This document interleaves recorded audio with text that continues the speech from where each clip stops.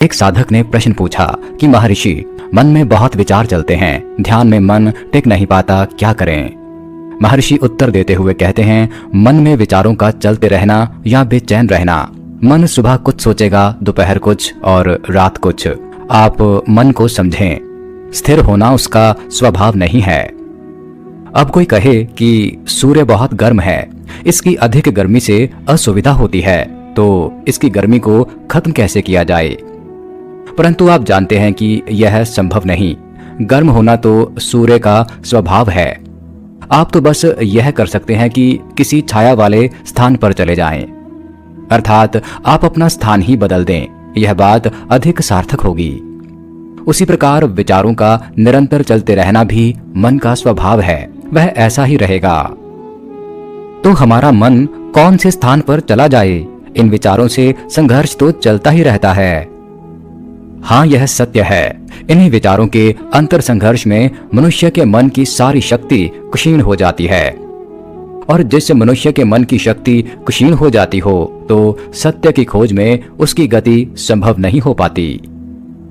मन में उत्पन्न होते इन विचारों के प्रति चिंतित ना हो। इस परिस्थिति को बदलने के लिए कुछ यूं करें कि इन विचारों की ऊर्जा को प्रेम के, श्रद्धा के भाव में रूपांतरित होने दें। क्योंकि जीवन में भाव की उपयोगिता बहुत है।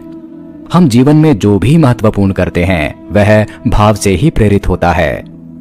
आप जो क्रोध करते हैं, घृणा करते हैं, प्रेम करते हैं या मित्रता करते हैं, वह सब भावनाओं से ही संबंधित होता है, विचार से संबंधित नहीं होता। और अगर आप में एक शुद्ध भाव उत्पन्न होना शुरू हो गया तो ध्यान में सरलता होगी और आध्यात्मिक जीवन में एक नई ऊर्जा, नया बोध प्राप्त होगा।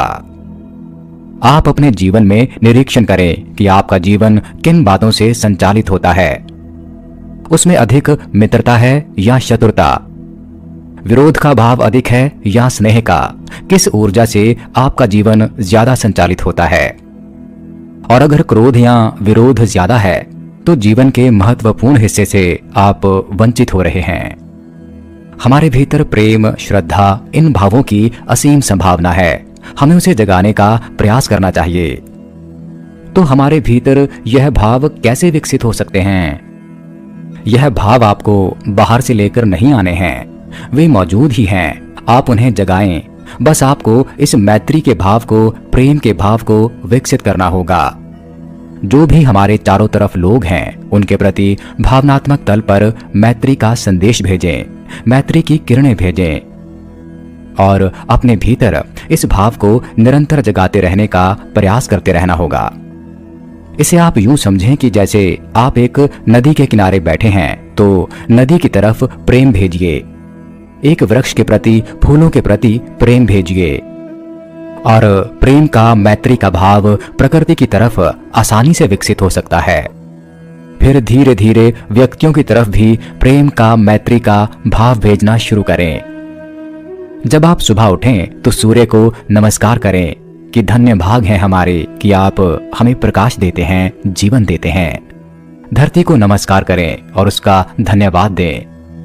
चांद जब निकले तो कुछ पल मौन बैठकर मौन का संदेश भेजें और उसकी किरणें भी आपके भीतर प्रेम का भाव जगाएंगी।